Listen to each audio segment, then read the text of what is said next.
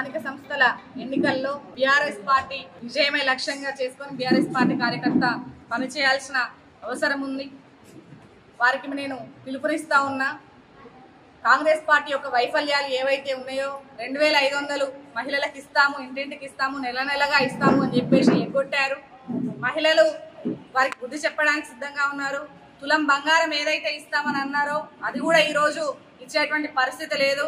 అలాగే రైతులకు రైతు బంధు, రైతు భరోసాగా 15,000 ఇస్తామని చెప్పేసి ఇప్పుడు గత 2 పంటలుగా ఎగ్గొట్టిండ్రు.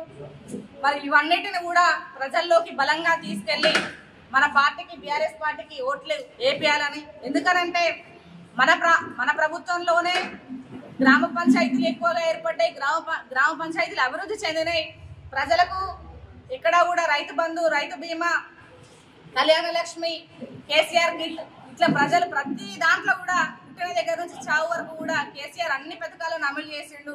ఇంత సంవత్సరాలు కరోనా లాంటి ఇబ్బందులు వచ్చినా కూడా ఎక్కడా కూడా ఏ పథకాన్ని అమలు చేయకుండా వెనక్కి తగ్గలేదు.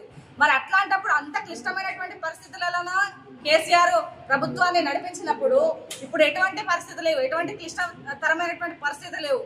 మరి అలాంటప్పుడు ఈ కాంగ్రెస్ ప్రభుత్వం మనకి ఇచ్చినటువంటి హామీలను పూర్తి చేయడానికి వెనుకంజ వేస్తుంది. మరి వీళ్ళు వెనుకంజ వేసినప్పుడు ప్రశ్నించి మనం వాళ్ళ దగ్గర నుంచి మనం సాధించుకోవాలి. ప్రశ్నించి ప్రభుత్వాన్ని ఎండగట్టి మనకి ఇస్తామన్నటువంటి హామీలను అన్ని కూడా తెచ్చుకోవాలని చెప్పేసి ఈ సందర్భంగా బీఆర్ఎస్ పార్టీ కార్యకర్తలందరికీ కూడా కొత్తగూడ నుంచి పిలుపునిస్తా ఉన్నారు.